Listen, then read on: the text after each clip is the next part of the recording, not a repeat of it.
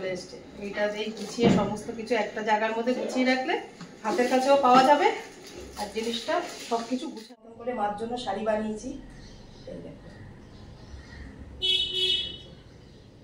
কেমন হয়েছে তোমরা জানিও। বেশি হয়ে গেছে, আমরা ডাক্তার দেখানো হয়ে গেছে, এই যে ওষুধও নেওয়া হয়ে গেল। পুজো দেওয়া হয় কিন্তু ঠাকুরের জায়গাগুলো না একদম ঠিকঠাক মতন গোছানো হয় না, সময় করে উঠতে পারি না সকালে।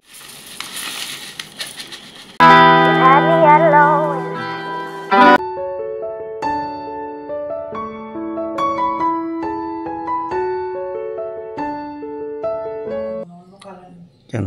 হ্যাঁ, সাদা ভালো লাগে, অনেক দিন ব্যবহার হচ্ছে, যখন আমরা ঠাকুর আসন হয়েছে তখনই বা লাগানো হচ্ছে।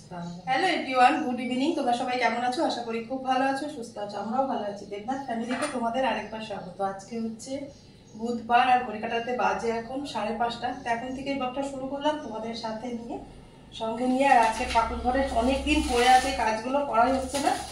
আজকে ভাবলাম বিকাল থেকেই করি। কাল বিকাল থেকে হঠাৎ খুব জ্বর এসছে, ওই জন্য কালকে সেরকমভাবে কোনো রকম ব্লগ আমি করতেই পারিনি। তা বিকালে জ্বরে বসেছিলাম, শুধু বসেছিলাম না, বসে বসে একটা ভালো কাজ করেছি। এই প্রথমবার করেছি, জানি না এরকম হবে। তো চলো তোমাদেরকে দেখাই কালকে সন্ধ্যাবেলা আমি কি বানিয়েছি নিজের। কালকে তো গুরু পূর্ণিমা, মা লক্ষ্মী রয়েছে, আমার গুরুদেব রয়েছে। কালকে ছোটোর মধ্যে একটু পুজো দেবো। শরীরটা ভীষণ খারাপ, খুব জ্বর এসছে কালকে থেকে, ডাক্তার দেখা দিতে পারিনি। প্রচণ্ড বৃষ্টি তো থামার নামই নেই। মা লক্ষ্মীর জন্য তোমাদেরকে একবার দেখিয়েছিলাম না, পিঙ্ক কালারের একটা শাড়ি পরেছিলাম, পিস কিনে নিয়ে এসেছিলাম কাট পিস থেকে। তো ওখান থেকে ওই শাড়ি কেটে কালকে নিজের মতন করে মার জন্য শাড়ি বানিয়েছি। কেমন হয়েছে তোমরা জানিও। এখনো মাকে তো পড়াইনি, কালকে পড়াবো। কাল তো বৃহস্পতিবার, মাকে স্নান করাতে হবে। এই একটা বানিয়েছি। এই লেসগুলো মিশো থেকে অর্ডার করেছিলাম, এগুলো অনলাইন থেকে। অনেকটা রয়েছে, অনেকগুলো শাড়িও হয়ে যায় ঠাকুরের যতটুকু আসে। আর এই ছোট্ট একটা এরকম ওড়না টাইপের করেছি, খুব একটা পারি না কিন্তু আমি একদিন প্রথমবার ট্রাই করেছি, তাও আন্দাজে করেছি। জানি না মা লক্ষ্মীর ঠিকঠাক মতন ফিটিংস হবে কি হবে না। আর এই একটা ঘাগরা বানিয়েছি, হয়েছে দেবনাথ? এই একটা বানিয়েছি, কাল পড়ানোর পরেই দেখতে পাবো যে কিরকম কি হয়েছে না হয়েছে। আর তোমাদের কেমন লাগলো সেটা কিন্তু জানিও কমেন্টে। এইটা বানিয়েছি, আর এই একটা ব্লাউজ পিস কেটে এই শাড়িটা বানিয়েছি। রোজ পুজো দেওয়া হয় কিন্তু ঠাকুরের জায়গাগুলো না একদম ঠিকঠাক মতন গোছানো হয় না, সময় করে উঠতে পারি না সকালে। পুজো দিয়েই তাড়াতাড়ি করেই সংসারের কাজ রান্নাবান্না করতে যাই, তো এই দিকটা আর গোছানো হয় না। এইগুলো গোছাতে গেলে না একটা বেলা আলাদা করে সময় বার করতে হয়। দেখো কি অবস্থা হয়ে আছে অগোছালো। এই যে 3খানা ড্রয়ারে সবটাই জাম হয়ে গেছে, অনেক দিন যাবত করা হয় না তো। চলো এগুলো আমি কিভাবে গুছিয়ে রাখি ঠাকুরের জিনিস, সেগুলোই তোমাদের সাথে শেয়ার করব। ড্রয়ারগুলো একটু ফাঁকা করে নেবো।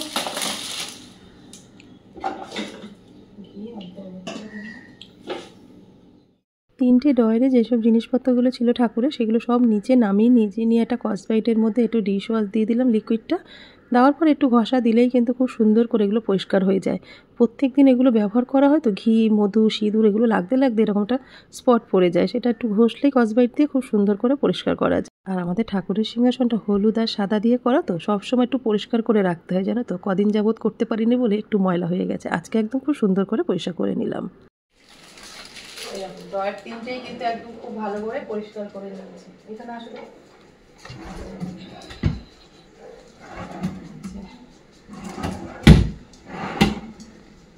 সাদা ধপধপ করছে দুধের মতন, আর চোখ মুখের অবস্থা আছে। পুজোটা আসলে অটোমেটিক এনার্জি চলে আসে। সংসারে কাজ করতে গেলে দেবনাথ বাবুকে দেখলে আরো বেশি ঝিমাই, সংসারের কাজে। ঠাকুর ঘরে আসলে আমি তাজা হয়ে যাই। চলো এবার সব গুছিয়ে। আমার ঠাকুর ঘরের জন্য নতুন জিনিস চলে এসছে। এইটা যেই গুছিয়ে সমস্ত কিছু একটা জায়গার মধ্যে গুছিয়ে রাখলে হাতের কাছেও পাওয়া যাবে, আর জিনিসটা সব কিছু গুছানো থাকবে। অনেকদিন ধরে আনবো ভাবছিলাম, এবার স্মার্ট বাজার থেকে ঘরের জন্য নিয়ে এসেছি, ঠাকুরের আনবো মনেই ছিল না। ঠাকুরের খাবার দাবার যা ছিল সেগুলো সব শেষ হয়ে গেছিলো, সেগুলো সব এনেছে আজকে। এগুলো আজকে সব ধরে দেবো। আর ধূপকাঠিটা আমি কাগজের বক্সের মধ্যে করে রাখি না, এরকম এই যে বড় একটা কন্টেনার আছে, এই সমস্ত ধূপকাঠি আমি এইভাবে এখানে আর এই ভোগ কাঠিগুলো সব এর মধ্যে একটা জায়গায় থাকলে সুবিধা হবে। বর্ষায় না এগুলো হয়ে গেছে।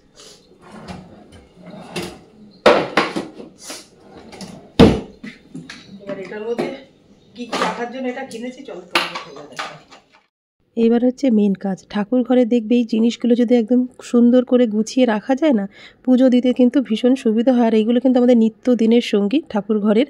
এগুলো কিন্তু যদি গুছানো পরিপাটি থাকে দেখবে খুব সুন্দর লাগে। মা লক্ষ্মী তো এমনি পরিষ্কার পরিচ্ছন্ন পছন্দ করে, ওই জন্য সবসময় চেষ্টা করবে ঠাকুরের সিংহাসনটা যেন একদম নিট অ্যান্ড ক্লিন থাকে।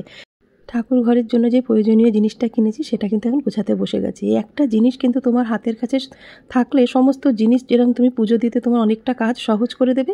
আর কিন্তু এইগুলো কিন্তু আমাদের নিত্যদিনের কাজে লাগে, জানো তো। ঠাকুরের পুজো দিতে গেলে, মা লক্ষ্মীর পুজো দিতে গেলে কিন্তু এই জিনিসগুলো তোমাকে ঘরে সবসময়ের জন্য উপস্থিত রাখতে হবে। এই একটা মশলাদানি যেরকম আমাদের গৃহিণীদের রান্নাঘরের কাজকে অনেকটা সহজ করে দিয়েছে, আবার ঠাকুর ঘরের জন্য যদি তুমি কিনে রাখো না, দেখবে ঠাকুর ঘরের কাজকে অনেকটাই সহজ করে দেবে।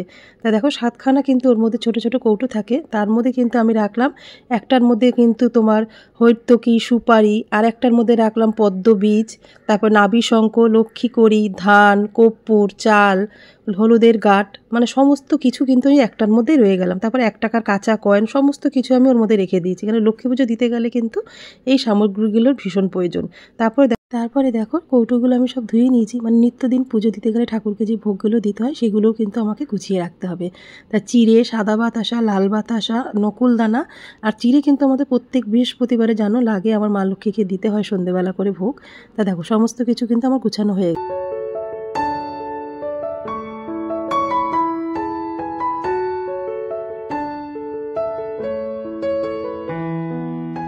সব কিছু গুছিয়ে রাখলাম, এগুলো পুজো দিতে গেলে এবার কত সুন্দর লাগবে, সব হাতের কাছে পেয়ে যাবো। সাদা বাতাসা, তারপরে লাল বাতাসা, গুড়ের বাতাসা, মানে এটা ভোলেনাথের খুব পছন্দের সাদা বাতাসা। বেলপাতা একটা আর একটা সাদা বাতাসা দিলে কিন্তু ভোলেনাথ সন্তুষ্ট হয়ে যাবে।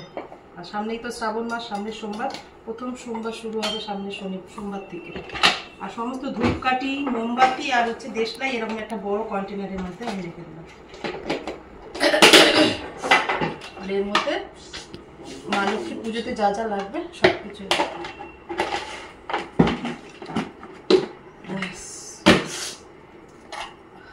আর এর মধ্যে রয়েছে তোমার বর্ষ, রয়েছে তোমার শ্রাবণ মাসের সোমবারে লাগবে বাবাকে অভিষেক করাতে বর্ষ দিয়ে, তারপরে জব, তারপর তোমার পঞ্চশস্য, এগুলো সমস্ত পুজোয় যখন আনে সবগুলো আমি রেখে দিই। এগুলো গুছিয়ে রাখবে না, আরেকটা পুজো হয়ে যাবে। এগুলো একটু গুছিয়ে রেখে দিই। আর এত সর্দি, নাক থেকে পুরো জল, এগুলো রাখলাম এখানে, এগুলো ভালো লাগছে।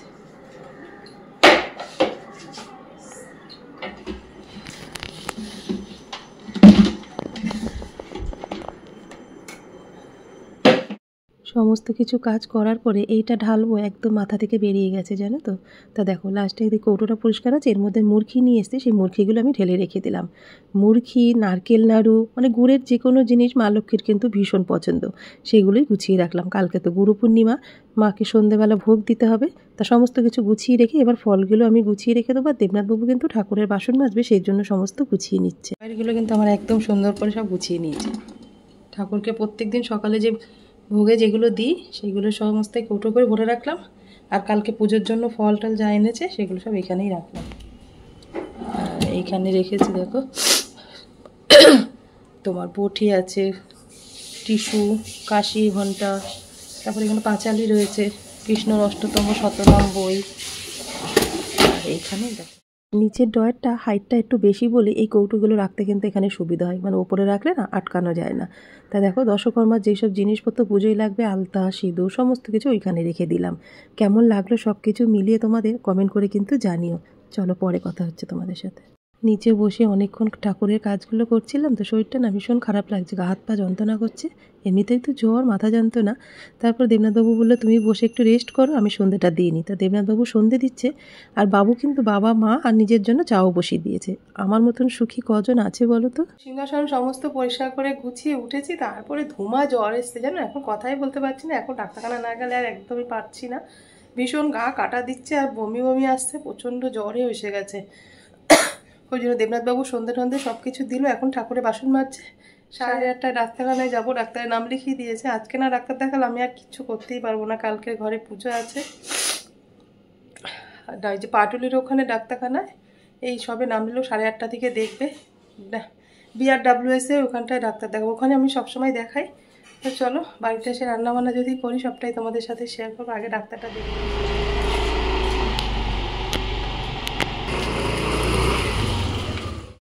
তা দেখো আমরা কিন্তু বেরিয়ে পড়েছি ডাক্তারখানায় যাব বলে। তা রাস্তায় রয়েছি আর এত শীত করছে, স্কুটিতে বসে মানে আমি চাদর না নিয়ে এসে মানে ভীষণ ভুল করলাম। তো ওড়নাটা কানে পেঁচিয়ে হেলমেটটা পরে রয়েছি, তাও আমার ভীষণ ঠান্ডা লাগছে। তা চলে এসে পাটুলির মোড়ে, এই যে BRWS, এইখানেই দেখাই, সব রকম ডাক্তার কিন্তু এখানে পাওয়া যায়। তা ডাক্তার চলে এসছে। তা চলো ডাক্তারটা দেখিনি, ডাক্তার কি বললো না বললো সবটাই তোমাদের সাথে শেয়ার করব। আগে ডাক্তারটা দেখিয়ে নিই, ভীষণ টেনশনেও রয়েছে। আর এখন ওয়েদারটা এত বাজে না, প্রত্যেকের শরীর খারাপ হচ্ছে। তোমরা খুব সাবধানে থেকো, ভালো থেকো। বেশি হয়ে গেছে, আমরা ডাক্তার দেখানো হয়ে গেছে, এই যে ওষুধও নেওয়া হয়ে গেল। একটু বুকে ইনফেকশন দেখা দিয়েছে, ঠান্ডা লেগেছে, জ্বরটা আসলে তারপরে মেডিসিন খেতে বলেছে। ওই ক্যালপল, প্যারাসিটামল এইসবই দেবে জ্বরের জন্য। তো চলো বাড়ি গিয়ে, এই যে ওষুধ দেবনাথ ওষুধ নেওয়া হয়ে গেছে, কি কথা বলছে কে জানে। রান্না বান্না কখন বেশি হয়ে গেছে, আর ইচ্ছাও করছে না এখন গিয়ে বাড়ি থেকে রান্না করতে। দেবনাথবাবুর আমি ডাক্তার দেখাতে গেছিলাম, আমাকে বাড়ির সামনে নামিয়ে দিয়ে দেবনাথবাবু গেছিলো ঠাকুরের জন্য ফুল আনতে আর রাতে খাবারটা আনতে। একদম ভিজে স্নান হয়ে গেছে, যেই আমি বাড়িতে ঢুকেছি আর মুষলধারে বৃষ্টি এসছে। তা দেখো 10:40 হয়ে গেছে, কিন্তু অনেকটা রাত হয়ে গেছে। আর কালকে তো পূর্ণিমা, ওই জন্য প্রচণ্ড ভিড়ও হয়েছে রাস্তায়, ফুল সেরকম একটা ভালো পাইনি। তো চলো খাওয়া দাওয়ার সময় তোমাদের সাথে কথা বলি। আজকে রান্না করবো ভেবেছিলাম, কিন্তু আর শরীরে আর দিচ্ছে না। 100-র উপরে জ্বর আছে, একটু ওষুধটা খেতে হবে খাওয়া দাওয়া না করে। আর আসার সময় একটু ঝাল ঝাল আলুর দম খেতে ইচ্ছে হচ্ছিল, কাকু আলুর দম হয়েছে। থার্মোমিটার ঠিক মতো রাখিস, হ্যাঁ এই থার্মোমিটার ভালো টা বুঝিস, ঘরে লাগে থার্মোমিটার। থার্মোমিটার আমাদের যেটা আছে ডিজিটালটা, ওটা ভালো না। চিলি চিকেন একদম মুকুল দরবারের খাবার, গরম আছে পুরো একদম। খাওনি? হ্যাঁ পুরো পুরো। দেখো রাতে ডিনার করতে কিন্তু বসে পড়েছি, আর খাবার তো সব বাইরে থেকে এসছে, তোমাদের বললাম। লাচ্ছা পরোটা, চিলি চিকেন আর হচ্ছে একটু আলুর দম রয়েছে। জানি না কতটা কি খেতে পারবো, মুখ তো একদম তিতো হয়ে রয়েছে।